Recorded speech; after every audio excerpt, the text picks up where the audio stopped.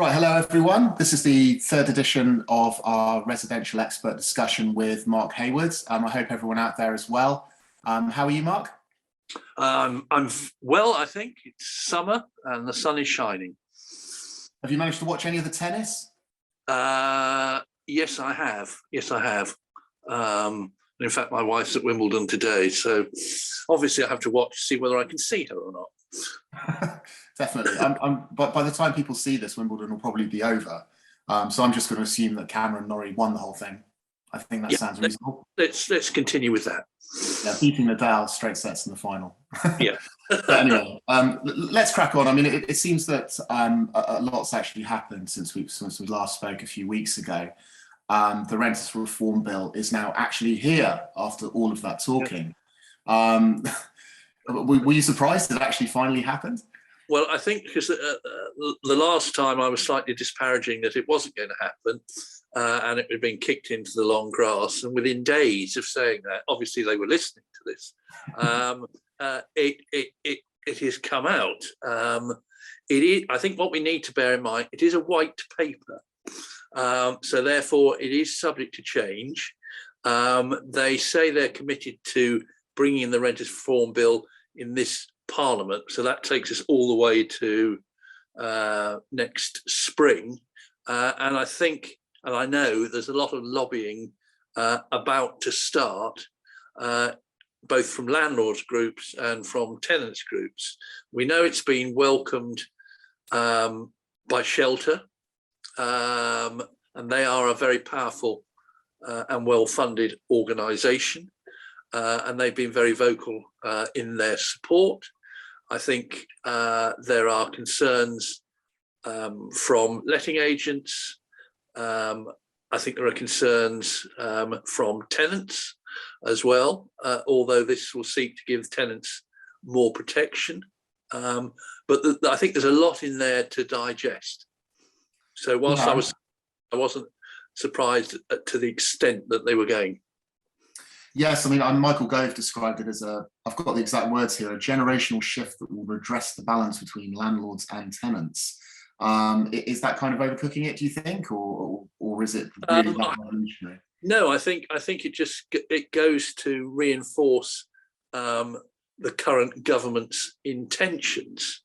What it will do to landlords' sentiment in terms of their appetite for acquiring more properties buy to let, we have yet to see, because there are certain aspects of this white paper that means that landlords will have to be very much first and centre, very much visible where they haven't necessarily been visible before, and be subject to more scrutiny and even more regulation. And we know there's been complaints from landlords to the extent of legislation already in place, but this is, I think it is game changing. Yeah, I mean, what I wanted to do is talk about the main ingredients one by one here. I mean, obviously the headlines have all been about Section 21. I mean, what tangible effect do you think it will have? I mean, do you think it's going to give tenants the confidence to challenge landlords about things like, properties in a poor state of repair? Is it going to give them more courage, do you think? I think it will. We've got to remember how well informed tenants currently are and will be, and whether they are informed or not. I think it will mean that landlords will be more careful as to who they take as tenants, in terms they want good tenants. So I think it's certainly going to help tenants who, been not evicted, but having to leave properties at quite short notice, and in some instances time and time again, because the landlords are either selling or seeking to increase the rent. So no, I think it's going to be interesting to see how it develops. Yeah, and were you pleased to see Section 8 strengthened as sort of compensation? What had been lobbied for before is to strengthen Section 8 to enable landlords to have some form of comfort and confidence, but also still to make sure that the tenant is in a position where they can seek to stay in the property if necessary. Yeah, I remember you saying last time that if a landlord is a good landlord and he's got nothing to hide, then he shouldn't really be too worried about these changes. I mean, do you stand by that still, or have you changed your mind? I think that's correct. But whether I said it before is that the word landlord has negative connotations, and it shouldn't, because the landlords are there doing, they're it's not producing service, they are fulfilling a need that is very evident that the government is not. So no, landlords should be helped, but also tenants too. Yeah, the government's not really building enough new houses, so where are these properties going to come from to ease the housing crisis? I guess that's the dilemma. Well, that's been the long-term dilemma since probably 1990, that the local authorities are not building, private developers or house builders, the majority of building is down to under 10 companies, and they are there for profit, not necessarily there with a huge social conscience, although they do have to provide a certain element of social housing. So how we solve the housing stock or volume is very, very difficult. I mean, in a way, it's related to my next question. There's sort of a semi segue here, and that's what I wanted to talk about, the decent homes standards now. And you mentioned social housing there. I mean, one of the things that strikes me is that we've had a decent home standard in social housing for a while now, but not in the private rented sector. So in many ways, do you think this is overdue? I think it very much is overdue, and I know from past lives talking to house builders that it costs them more to build a social house or social housing than it does private. So I think the decent homes or PRS must be good, because that's part of the issue, is that a lot of the housing stock that's let out is substandard, or landlords are not maintaining it. So how it's going to be enforced, of course, is a different matter. But certainly it's a great step. Yeah, I mean, you said there that social housing takes builders longer to build. Is that purely because of the standards involved?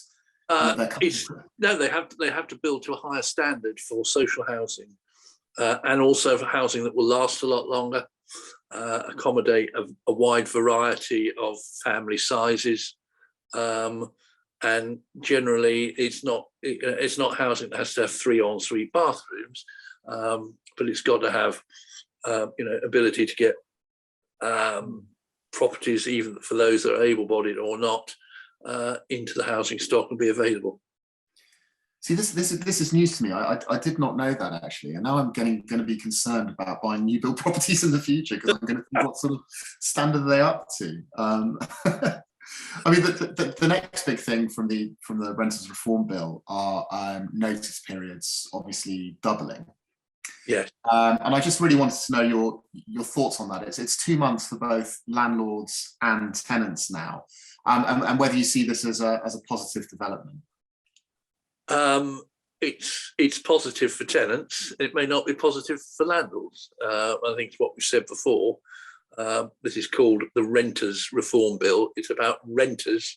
It's not necessarily aiming entirely at landlords. So, I think, and also I think it's reasonable in this day and age to have those sorts of periods in place, particularly when, if a notice period is invoked, that people have got time to find alternative accommodation at a time when there is very little vacant accommodation out there. Yeah, it can put them in a tough spot. I mean, I guess one of the benefits for landlords is that it should reduce void periods, or that's kind of the counter argument, because void periods, yeah. Sorry, did I not say void periods? I might. Week periods, I think. Anyway. Right. Sorry, yeah, void periods. Well, it will reduce void periods, and I know void periods are something that new landlords tend not to think about. They just look at the rent, multiply it by 52 or 12, and that will pay part of the mortgage. But a void period can be weeks, if not a month, between tenancies, particularly if the property's got to be repaired or upgraded. So again, if you go back to the decent homes aspect, hopefully houses will be kept in a better condition continually rather than just at end of tenancies. Yeah, I mean, one of the things that strikes me about the notice periods is that, of course, a landlord now has to give a valid reason why they're ending the tenancy, but it doesn't work the other way around, does it? In that tenants can give notice and they don't have to give a reason, and that seems a little bit uneven, a little bit unfair to me. I think it is, and again, part of the consultation process and lobbying will be along those lines. That otherwise you're going to have, you could have, let's say, tenants who just flip from property to property without giving any reason. And whilst, and we'll come on to this, there's going to be a register of landlords. Should there not be a register of tenants? Yeah, it does seem that landlords are under the spotlight here, under the microscope, more than tenants. And it comes back to what you were saying. Yeah. Well, there are referencing agencies out there. References are taken before tenancies, but they don't tell you the whole story. They don't tell you that this is a serial bad tenant or other things like that. But anyway, that's just a by-the-by thought. Although I guess that tenants do need references, or they should need valid references, and it's getting more and more difficult to con their way out of this. But but you don't necessarily have the same references for landlords, so maybe this regresses the balance. Sorry, I'm just trying to give both sides here. No, well, I think you're right. What is a reference and how accurate is it? Because a lot of the time it's just a financial scrutiny, and whether you're a fit person, rather than have you got a history of trashing properties if you're a tenant. We shall see. Shall see, definitely. And of course the move to periodic tenancies as well now. I think the government's saying that introducing the system will make life simpler for everybody. And I just wanted to know whether you agreed with that. Yeah, I think it will. And again, your word simpler, it has to be simple because there's a lot of complicated landlord and tenant law out there. So anything that makes things easier to understand, gives people more time, must be supported. Yeah. I guess it's tenants have, and landlords as well, don't have sort of an end, like not a backstop, but sort of a period of time, and know that something has to be negotiated at the end of that period. Maybe it does make it simpler. Yeah. I mean, there are so many different aspects to this. We could talk all day about it, but the next one up is the ombudsman, the new ombudsman. I mean, can you see the ombudsman being effective? Yes, I mean, and if you look at in terms of sales and lettings, the property ombudsman, I think it is effective, and the property ombudsman acts for consumers, not for agents. But not all property is let through an estate agent, letting agent. So a housing ombudsman will look at redress for tenants. So going back to our previous conversation, it allows the tenants to have their voice heard, and it allows landlords as well, because it's not just tenants that are vexation, it could be landlords or vice versa. And hopefully with an independent housing ombudsman, that will be in place of course, the problem is that people have to join an ombudsman scheme. So that's why they're looking at a register of landlords, and for them to be part of that, so that redress can be seen to be taking place. So that's quite. It's not going to be a quick fix. That it's going to take time to get through. I think our membership of the scheme is going to be compulsory as well, isn't it? I think for landlords. That's what I see. It will be. You will have to register, and of course that begs the question: who will have access to that register? And when I say that, will HMRC, for instance, have access to that register? Will there be further scrutiny on landlords in terms of, are they declaring the rent that they should be, or are they declaring that they're actually a landlord? But again, I think it will happen, and regardless of the renters reform, that will happen. It will happen. I guess the question here is whether it's going to be better than what we've currently got, and it sounds like you think it will be better than what we've got. I think it will be better. It will be different, but what we currently have is nothing as comprehensive as this, and nothing that will give tenants and landlords comfort. And the ability to get that redress and to get it get it properly done. Yeah. I mean, the next thing on the agenda here is the blanket bans on children or those on benefits. That now landlords won't be able to do that. They'll have less say over who can or can't live in their properties. And I just wanted to know what your thoughts are on this, because obviously it's a very progressive stance that the government's taking here. But is it being fair to the landlords? Because they do after all own the property. Oh, they do. And of course, if you put that as well for pets as well. Yeah, pets as text, yes. And the reason that landlords say they don't want children, for instance, is because they don't want the wear and tear on their property that young children will probably contribute to. And I think, as you say, the landlords own the property. It is their property. And I think they should be able to make reasonable restrictions or put in reasonable covenants to say yes and no. Otherwise, again, it will dissuade people from entering, landlords from entering the rental market, which is not a good thing. We don't want the stock to decrease. Yes. Yeah. In essence, we want it to increase.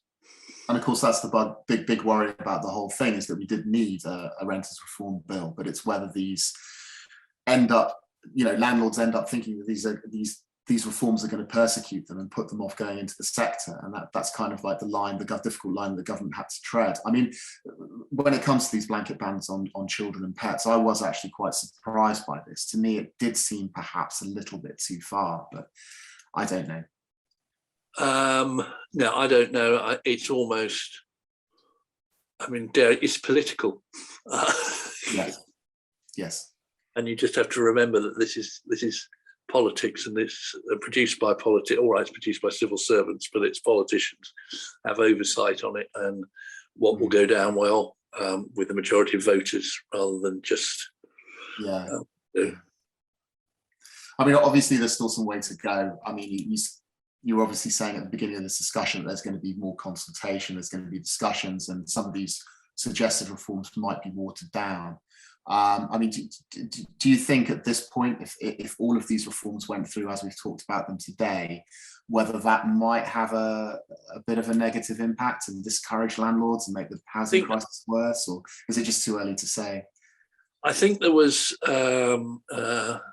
weeping and wailing possibly when the draft white paper came out.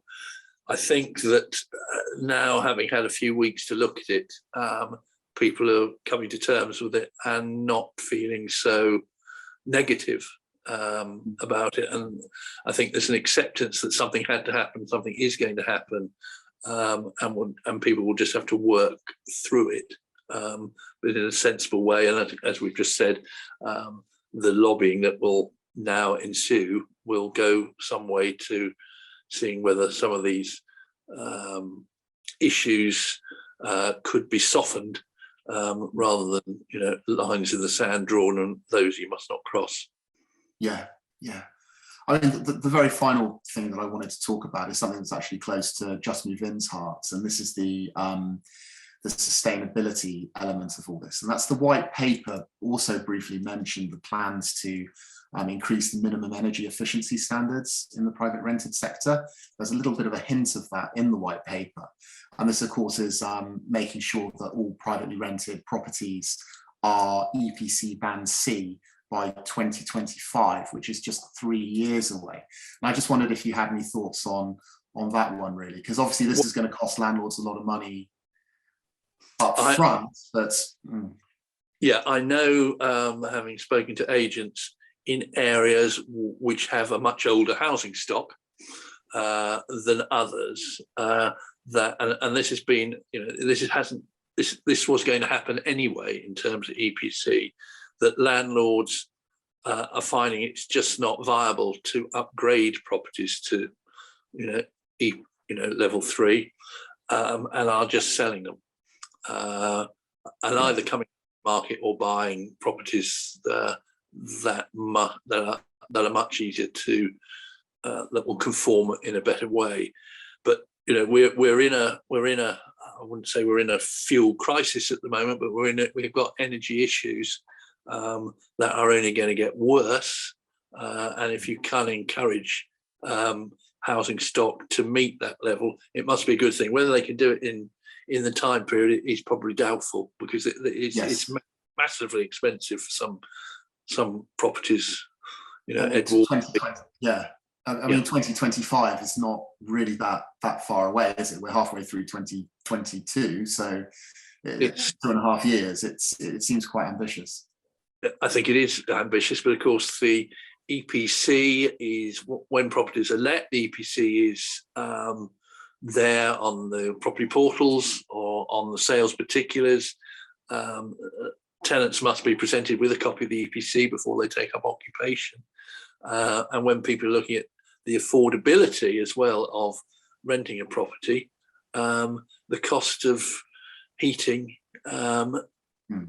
light is going to be something that's going to be they'll focus on.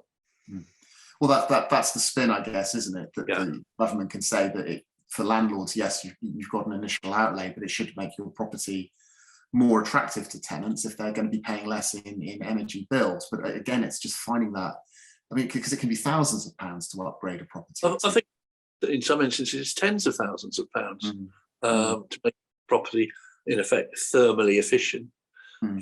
It's windows, heating systems, insulation. It's a whole heap of things. And when they are, you know, a Victorian terrace property, which may be decoratively in great order, but you know, its level of efficiency is going to be low.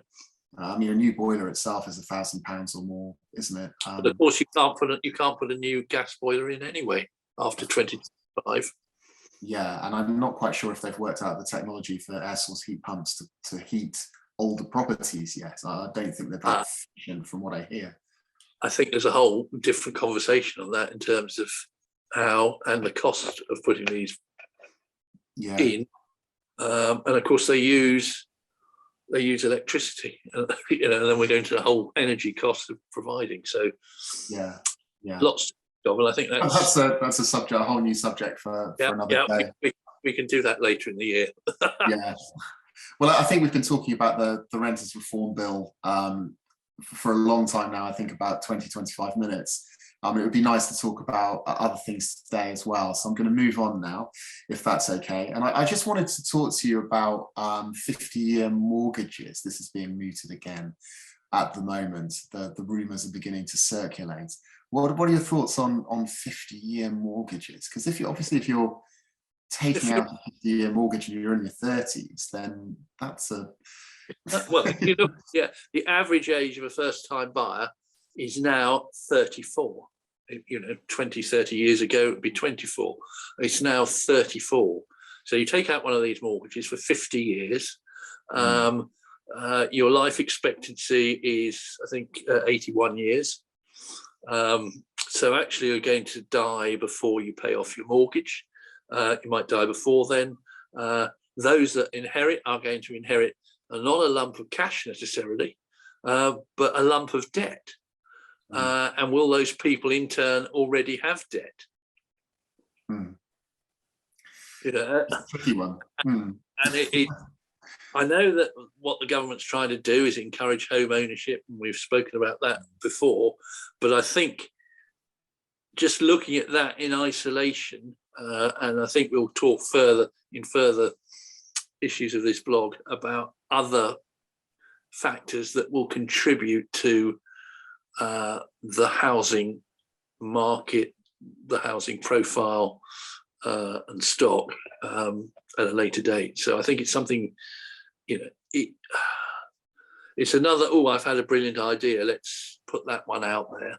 And we don't know whether lenders are going to be happy with this. Yeah, I imagine they're not going to be particularly enamoured with the idea. No, I mean, it's very difficult. What will your circumstances be in 40 years' time? I hate to think. I hope I'm still alive in 50 years' time. I cannot guarantee this. Well, I probably won't, some of us won't have to worry about 50 years, but 50 years is a long, long time, isn't it? A lot can change. A lot can change. And what will be the terms of these mortgages as well? Are they going to be on variable or fixed? Or, I mean, the world exactly. will look very different.